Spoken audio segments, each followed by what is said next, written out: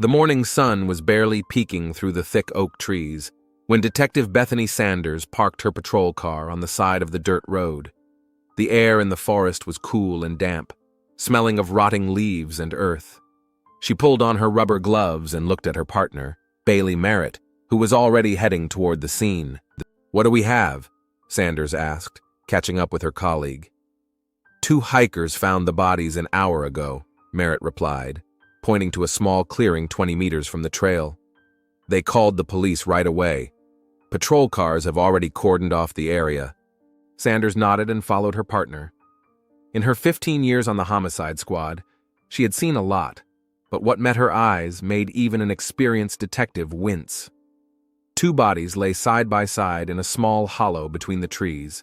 The girls were dressed in evening gowns, one in dark blue, the other in emerald green. Their clothes were torn and stained with dirt and blood. "Oh my God," Merritt whispered. "They're so young." Sanders crouched down next to the bodies, carefully examining what she saw. The girls' faces were so disfigured that their ages could only be estimated. Multiple wounds on their bodies and signs of a struggle indicated that their deaths had been painful. "Is the medical examiner on his way?" she asked. "Doctor, Hamilton will be here in half an hour," replied one of the patrolmen. "The forensic team is on its way too." Sanders stood up and walked around the perimeter of the crime scene. There were no signs of vehicles nearby, but a dirt road was close enough. The killer could have parked there and brought the victims here. Personal belongings were scattered around the bodies, small evening bags, jewelry, a single high-heeled shoe. "Bailey, look at this," she called to her partner, pointing to the contents of one of the bags. "Student IDs." Merritt carefully picked up the documents. The photos showed two smiling young women, one with long dark hair, the other with a short bob. "Juliet Cross, 22 years old," he read, "psychology major, and Larissa Granville, 20 years old, sociology major, both from the University of California." Sanders jotted the information down in her notebook. The university was a 40-minute drive from there. The students, evening dresses, scattered jewelry, everything pointed to the girls having been at some kind of formal event. "We need to contact the university," she said. "Find out what events have been happening there in the last few days." Dr. Hamilton arrived right on time. An elderly man with gray hair and attentive eyes behind his glasses, he had been a medical examiner for over 20 years. After examining the bodies, he stood up and took off his gloves. "Preliminary findings indicate that death occurred 2 to 3 days ago," he told the detectives. "Multiple stab wounds, signs of strangulation. I'll determine the exact cause of death after the autopsy, but the picture is clear. This was a brutal murder." "Are there any signs of sexual assault?" asked Sanders. "It's hard to say at this point, but the clothing is torn in such a way that it's likely," replied the expert. "I'll know for sure after a full examination." The forensic team carefully processed the crime scene, photographing everything from different angles and collecting soil samples and possible evidence. Sanders and Merritt watched the process closely, taking notes. "Detective Sanders," one of the technicians addressed her. "We found this a few meters from the bodies." He showed her a transparent bag with evidence which contained a gold earring with a small diamond. "It may have been lost during the struggle," she suggested. "Add it to the other physical evidence." By noon, the crime scene had been completely processed, and the bodies had been sent to the morgue. Sanders and Merritt returned to the station to begin searching for the victims' relatives and notify them of what had happened. Juliet Cross's address led the detectives to a quiet suburban neighborhood. The white-walled house with a neat garden looked cozy and peaceful. Sanders rang the doorbell, and a few seconds later, a middle-aged woman in a housecoat opened the door. "Miss Cross?" the detective asked. "I'm Detective Sanders, and this is my partner, Detective Merritt. We're with the homicide division." The woman's face immediately turned pale. "Has something happened to Juliet?" Her voice trembled with excitement. "Could we come in?" Sanders asked gently. In the living room, the detective sat down opposite Juliet's parents.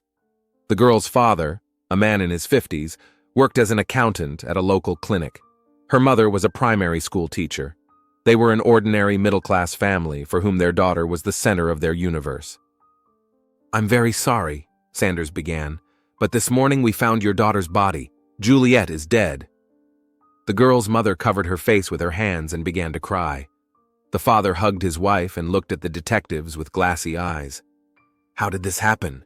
he asked in a hoarse voice. "We're investigating a murder," Merritt replied. "When was the last time you saw Juliet?" 3 days ago, the mother sobbed. "It was their university graduation. She was so happy, trying on dresses, doing her hair. We were so proud of her." "Did she mention any plans for that evening?" Sanders asked. "She said she was going to celebrate with her friends after the ceremony," replied the father. "She was supposed to come home the next day, but she didn't. We called her, but her phone was off." "Did you contact the police?" "We wanted to, but we decided to wait another day. We thought she was just having fun after graduation." The detectives wrote down the contact information of Juliet's friends that her parents knew and went to Larissa Granville's family. The parents of the second victim lived in another part of town. Their house was more modest, but also well kept. Larissa's mother worked as a nurse at a hospital, and her father was a mechanic at a local factory. They took the news of their daughter's death just as hard.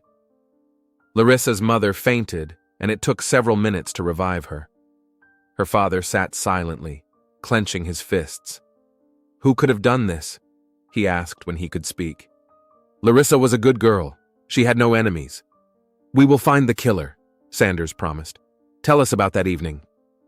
"She was at her prom," her mother replied, wiping away tears. "She called us around 8 in the evening and said the ceremony had gone wonderfully and that she and her friends were going out to celebrate." "Did she mention any names?" "Juliet was with her, that's for sure. Someone else from their group, but I don't remember their names." "Was Larissa supposed to come home?" "Not necessarily that day. Sometimes she stayed overnight at her friends' houses, but she usually let us know." After getting all the info they needed from the parents, the detectives headed to the university. They needed to find the girls' friends and figure out what exactly happened on prom night. The university administration provided a list of students who were in the same class as the victims. Sanders and Merritt began calling them to set up meetings. The first people they met were 3 close friends of the girls, Kevin Ryder, Tisha Williams, and Devin Clark. All 3 were shocked by the news of their classmates' deaths. "We can't believe it's true," said Tisha, wiping away tears. "Juliet and Larissa were so full of life." "Tell us about that evening," Sanders asked. "What happened after the official ceremony?" Kevin, a tall guy with glasses, was the first to find the strength to speak coherently. "After the ceremony, we went to a restaurant," he began. "There were about 10 of us from the group. We had dinner and drank some wine. Then someone suggested we go to the beach."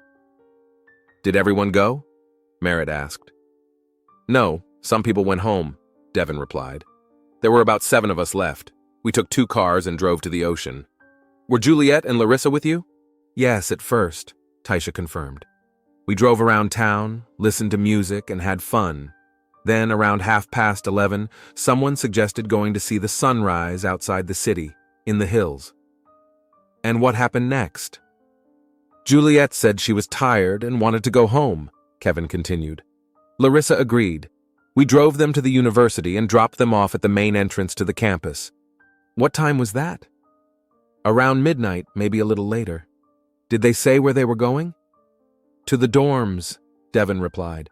"Larissa lived on campus, and Juliet sometimes stayed with her." "Did you go to watch the sunrise?" "Yes," Tisha nodded. "We were there until morning. We got back to the city around 7 in the morning." "Did any of you try to contact the girls the next day?" "I called Juliet," Tisha said. "Her phone was off. I thought she was sleeping after the party." The detectives wrote down all the details and asked the friends to provide the contact information of the other partygoers. The picture was beginning to clear up. The girls were alive and unharmed when they were dropped off near the university around midnight. What happened next remained to be seen. Sanders looked at her watch. It was already around 6 in the evening. The first day of the investigation was coming to an end, but the main questions remained unanswered. Who was the last person to see the girls? How did they end up in the woods outside the city? And most importantly, who killed them and why? The next morning, Detectives Sanders and Merritt arrived at the university campus at 8 o'clock. The spacious grounds with modern buildings and manicured lawns looked peaceful in the morning sun. Students hurried to class, and it was hard to believe that just a few days ago, the road to tragedy had begun here. Sanders parked near the administration building, and the detectives headed for the main entrance. They were met by the dean of the faculty, Tarek Butler, a distinguished man in his mid-40s with a neat beard and attentive eyes behind thin-rimmed glasses. "Detectives, I got your call," he said, shaking their hands. "This is a terrible tragedy. Juliet and Larissa were brilliant students. I am ready to assist you in any way I can with the investigation.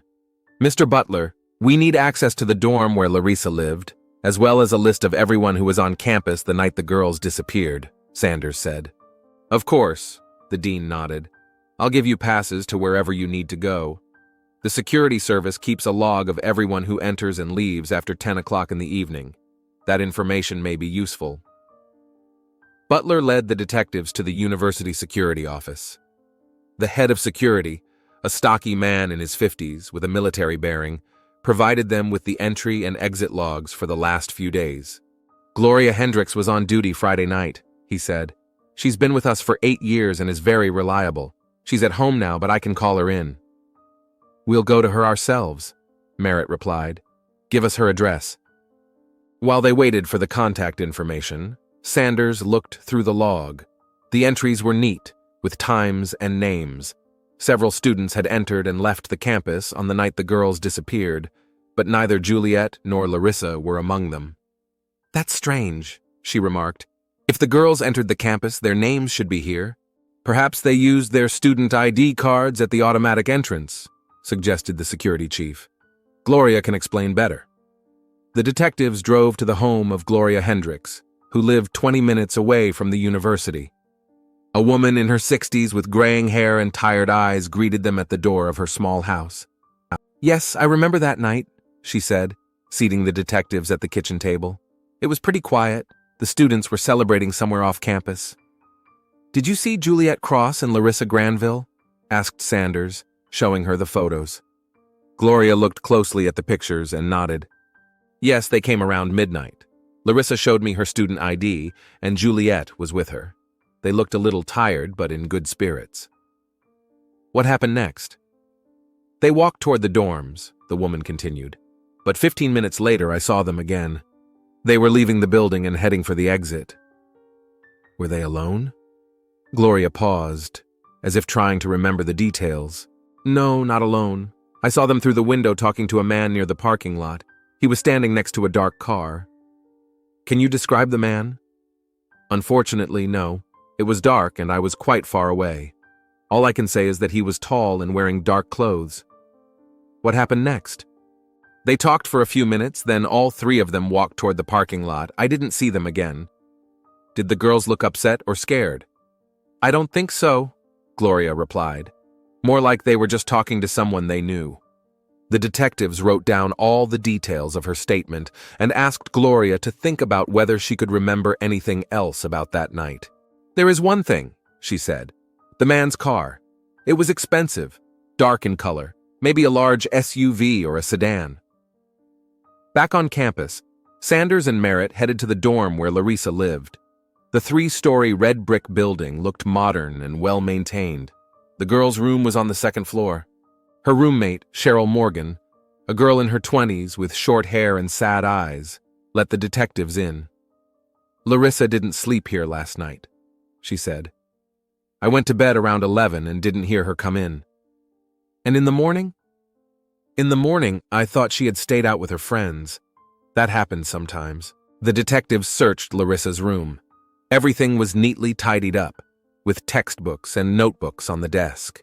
Clothes hung in the closet, and photos of friends and family stood on the shelves. "Did she mention any problems?" Merritt asked. "No, everything was fine. She was looking forward to graduating and making plans for the future." "Did she talk about men?" "She didn't have a steady boyfriend. She went on dates sometimes, but nothing serious." The detectives spent the next few hours interviewing other students in the dorm. None of them had seen the girls that night. Most were either asleep or at parties off campus. By lunchtime, the detectives had compiled a list of all the staff and students who had been on campus on the night of the disappearance. The list included security guards on duty, several faculty members who had worked late, and students who had not left the dormitory. They decided to question the security guard on duty who had patrolled the area that night first. The man, who was about 40 years old, confirmed that he had seen the girls around midnight. "They were walking from the main entrance to the dormitory," he said. "They looked like ordinary students returning home." "Did you notice them talking to anyone?" "No, but I was patrolling another part of the campus. I could have missed something." The detectives then interviewed 2 faculty members who had been working that evening. The history professor was preparing materials for the summer semester, and the English teacher was grading exams.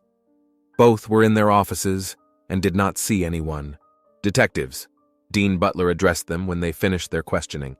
"I've compiled a list of all employees who have access to the campus at any time. It might help." "Mr. Butler, where were you on the night the girls disappeared?" Sanders asked. "At home with my family," he replied without hesitation. "My wife can confirm that. We had dinner, watched a movie, and went to bed around 11. "And your car?" "It was in the garage all night. I didn't go anywhere." The detectives recorded the dean's alibi and continued their work. By the end of the day, they had interviewed everyone who could have been on campus, but no one provided any useful information. "This unknown man is our only lead," Merritt said as they returned to their car. "Yes, but the description is too vague," agreed Sanders. "A tall man in dark clothes with an expensive car. That could be anyone." The next day, the detectives continued questioning students and staff. They methodically checked the alibis of everyone who could have had access to the girls that night.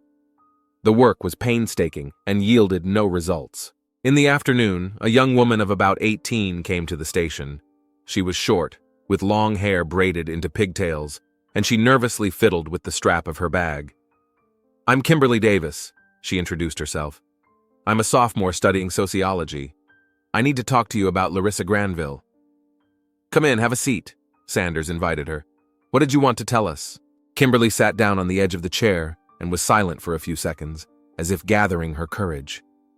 "I know you're looking for Larissa's killer," she began in a trembling voice, "and I think I know something important." "We're listening," Merritt encouraged her. "Larissa was 2 years ahead of me, but we were friends. She helped me with my studies, and we sometimes hung out. A month ago, she told me something terrible." "What exactly?" Kimberly took a deep breath. "She said that Dean Butler offered to help her with her final grades, but in return, he demanded—" The girl fell silent. "Go on," Sanders urged gently. "He wanted her to sleep with him," Kimberly blurted out. Larissa was in shock. She didn't know what to do. The detectives exchanged glances. This changed the case dramatically. "Did Larissa tell you the details of that conversation?" Merritt asked. "Yes. Butler called her into his office, supposedly to discuss her thesis. At first, he praised her abilities and said she was a talented student. Then he hinted that he could help her with her grades if she would do something for him." "What did Larissa say?" "She said she'd think about it and left. Later, she told me she felt dirty after that conversation." "Why didn't you tell us about this earlier?" Kimberly looked down. "I was afraid. I still have 2 years of school left, and if Butler finds out I told you, he could ruin my career." "Did Larissa tell anyone else?" "I don't know. She asked me not to tell anyone. But now that she's been killed—" The girl's voice trembled. "Maybe it's connected somehow?" Sanders carefully wrote down all of Kimberly's statements and asked her to sign the report. "We'll definitely check this information," she assured her, "and your name won't be disclosed without good reason." "But what if I'm called to testify in court?" "Then we'll ensure your safety," Merritt promised. After Kimberly left, the detectives remained in the office, mulling over the new information. "This changes everything," Sanders said. "Butler has been actively helping us with the investigation, giving us access to everything. Classic behavior of a killer trying to control the investigation." "But he has an alibi," Merritt reminded her. "We need to check that alibi more thoroughly." "And he fits the description, a tall man with an expensive car. A university dean probably drives a decent car." Sanders nodded. "Tomorrow we'll go to his house. See how he behaves when we ask him direct questions." "Do you think he'll confess?" "If he's guilty, he'll try to hide it. But we'll find out the truth." The day was coming to an end, and the detectives were preparing for tomorrow's visit to Dean Butler. The case had taken an unexpected turn, and they had to be ready for anything. The next morning began with careful preparation. Detectives Sanders and Merritt studied the file on Tarek Butler that had been compiled overnight. 45 years old, married to Alice Butler for 20 years, 2 children, a 16-year-old son and a 14-year-old daughter. He had an impeccable reputation in academic circles, numerous awards and publications. He lived in a prestigious neighborhood, owned a $500,000 home and a late-model SUV. The perfect life at first glance, Sanders remarked, as she looked through photos from university family events. But we know what can hide behind that facade. His wife works at the local library, Merritt added. The children go to a private school, a typical middle-class family with a good income. The detectives checked the address and set off. The Butler's house was in a quiet suburban neighborhood where each house stood on a large lot, surrounded by manicured lawns and trees. The 2-story light brick building with columns at the entrance looked imposing and respectable. A dark blue SUV was parked in the driveway, exactly as the university security guard had described. Sanders and Merritt exchanged glances but said nothing. "Remember, we have to be careful," Sanders warned. "If he really is a killer, he could be dangerous." "I remember," Merritt nodded. "But we don't have enough evidence to arrest him. So far, it's just suspicion." They approached the front door and rang the bell. A few seconds later, the door opened, and a woman in her 40s with short blonde hair and a kind face appeared. She was dressed in casual clothes and holding a kitchen towel in her hand. "Mrs. Butler?" Sanders asked. "I'm Detective Sanders, and this is my partner, Detective Merritt. We'd like to talk to your husband." "Of course, come in," Alice Butler invited them. "Tarek is in his study working on an article. He told me about the terrible tragedy with his students." The woman led the detectives into a spacious living room decorated in a classic style. Diplomas and awards hung on the walls, and books and family photos stood on the shelves. "Tarek, the detectives are here," she called toward the hallway. A minute later, Dean Butler appeared. He was dressed casually in sweatpants and a polo shirt, but he looked fit and well-groomed. When he saw the detectives, he tensed slightly, though he tried to hide it. "Detectives, welcome to our home," he said, shaking their hands. "Any news on the case?" "Mr. Butler, we need to ask you a few questions," Sanders began. "Will it be about something extremely sensitive?" "Of course, let's go to my office," he offered, but Sanders stopped him. "No, here will be fine. The questions concern your work, and I think your wife would be interested to hear." Butler grimaced slightly but nodded. Alice sat down in a chair next to her husband, clearly intrigued. "Mr. Butler," Sanders continued, watching his reaction closely, "we have received information that you offered one of the victims, Larissa Granville, help with her final grades in exchange for sexual favors. Is that true?" A dead silence fell. Alice Butler's face paled, and she stared at her husband with wide eyes. Butler was silent for a few seconds, then smiled awkwardly. "That's absurd," he said. "Who would say such a thing? I have always maintained strictly professional relationships with my students." "We have a witness," Merritt declared. "Larissa told her friend about the conversation." "Tarek," Alice whispered. "What's going on? What are they talking about?" "Honey, this is some kind of misunderstanding," Butler tried to reassure her. "Someone obviously wants to ruin my reputation." "Mr. Butler," Sanders continued, "where were you on Friday night between midnight and 3 in the morning?" "I told you, at home with my family." "Alice," the detective addressed the dean's wife, "can you confirm that your husband was at home all night?" The woman looked confusedly at her husband, then at the detectives. We went to bed together. In the morning, he was next to me in bed." "And in the middle of the night? You didn't wake up?" "No, I sleep very soundly. I take sleeping pills." "Tarek," Alice said to her husband again, "tell them the truth. What do they mean?" Butler wiped the sweat from his forehead. His confidence was beginning to waver. "All right," he said after a long pause. "Maybe I did say something inappropriate to Larissa, but it was a moment of weakness. I didn't kill anyone." "Tarek!" Alice exclaimed, jumping up from her chair. "How could you?" "Mr. Butler," Merritt interjected. "A university security guard saw you talking to a tall man near a dark car on the night the girl disappeared." The car looked like yours. That's a coincidence, Butler replied quickly. There are thousands of cars like that. Tarek, Alice approached her husband. Look me in the eyes. Tell me you had nothing to do with the deaths of these girls.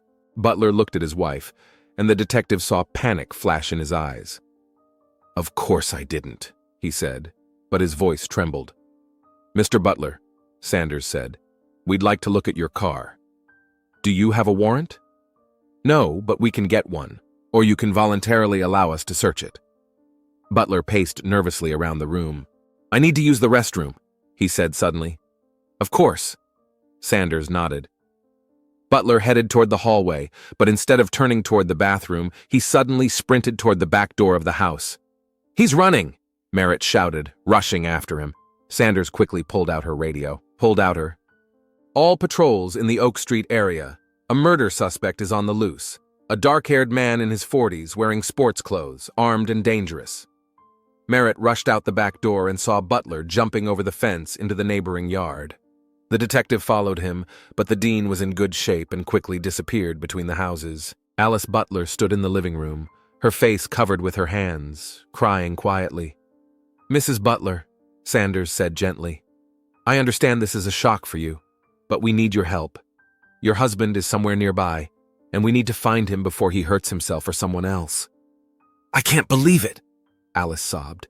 Tarek, he can't be a murderer. It's impossible. Do you have a country house or some other place where he might be hiding? There's a cottage in the mountains, the woman replied. We bought it 5 years ago. Tarek sometimes goes there when he wants to be alone. Give us the address, Sanders asked. Half an hour later, the entire police force in the area was on alert. Patrol cars combed the streets, and a helicopter circled overhead. Butler couldn't have gotten far on foot. Merritt returned an hour later, out of breath and upset. I lost him in an industrial area, he reported, but locals saw him get into a taxi. He probably went to that country house, Sanders suggested. Alice gave us the address. The detectives and a support team headed for the mountains.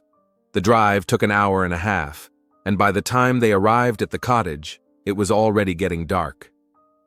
The small wooden house stood among pine trees, several miles from the nearest town. The windows were dark, but there was a taxi in the yard that had clearly arrived recently. Surround the house, Sanders ordered. Don't let anyone in or out. The detectives approached the front door and knocked. Mr. Butler, this is the police, Merritt shouted. Come out with your hands up. There was no answer. Sanders tried the door. It was locked. We'll have to break it down, she said. The door gave way on the third blow. The detectives entered the house with their guns drawn. It was dark and quiet inside. They turned on their flashlights and began searching the rooms. Tarek, Sanders called. We know you're in there. Come out and no one will get hurt. They searched the first floor but found no one. Going upstairs, they heard a faint noise coming from one of the bedrooms. Tarek, Sanders called again. It's over. Come out. The bedroom door slowly opened, and Butler appeared in the doorway. He was pale, his clothes were rumpled, and he was holding a small knife in his hands. Don't come any closer, he said in a trembling voice. I don't want to hurt anyone. Mr. Butler, put down the knife, Sanders said calmly. Let's talk. Talk about what? He laughed hysterically. You know everything. My life is ruined. Tell us what happened that night, Merritt asked. Maybe it's not what we think. Butler slowly lowered the knife and sat down on the edge of the bed. I didn't plan to kill them, he said quietly. It all got out of control. Tell us everything from the beginning, Sanders asked, slowly approaching him.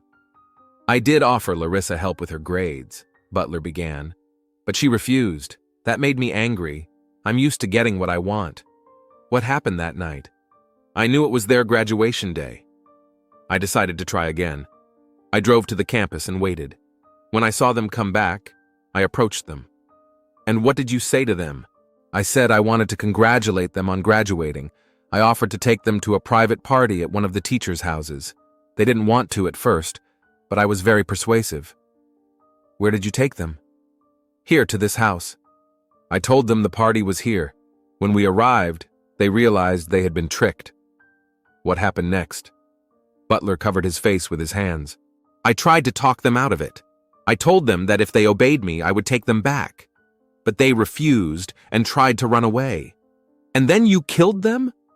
Larissa ran to the door and I grabbed her. We struggled and I stabbed her. There was blood everywhere. Juliet was screaming and I couldn't stop her. I lost control. Where did you get the knife? Here in the kitchen. I didn't plan to kill anyone. I just wanted them to stop fighting. What did you do with the bodies? I took them to the woods and left them there. I thought they wouldn't find them so quickly. Sanders slowly approached Butler and carefully took the knife from him. Tarek Butler, you are under arrest on suspicion of the murders of Juliet Cross and Larissa Granville, she said, cuffing him.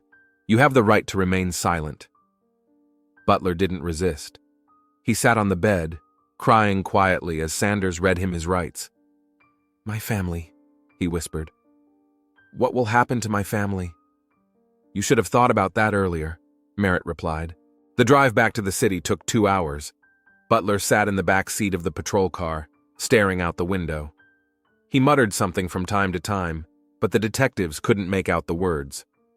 At the station, he was placed in a holding cell. The next day, he was scheduled to be formally questioned with a lawyer present. Do you think he'll tell the truth during questioning? Merritt asked. He's already said enough, Sanders replied. We have a confession, a motive, and evidence. That's enough for a charge. What about his family? Alice filed for divorce last night. She said she couldn't stay with a man capable of doing something like this. I can't blame her, Merritt agreed. The next day, Butler, in the presence of his lawyer, fully admitted his guilt. He recounted the events of that night in detail, confirming all the details the detectives already knew. I can't explain what came over me, he said. I've always considered myself a decent person, but when Larissa refused, I felt a rage. It was as if someone else had taken control of my body. Do you understand the seriousness of the charges? Asked the lawyer. Yes, nodded Butler. I am prepared to accept the punishment. The trial took place 3 months later. Butler was sentenced to life in prison without the possibility of parole. The victims' families were present at all the hearings, and when the sentence was announced, some of them cried quietly. Justice has been served, Juliet's mother said after the trial, but that won't bring our daughters back. At least he won't kill anyone else, added Larissa's father. Sanders and Merritt watched as Butler was led away in handcuffs. The case was closed, but the memories of the 2 young women whose lives had been so brutally cut short would remain with them forever. Another case solved, Merritt said. Yes, Sanders agreed, but the price was too high. They walked out of the courthouse under the blazing California sun. Somewhere in the city, new cases awaited them, new victims, new families who needed justice. The work of a detective never ends,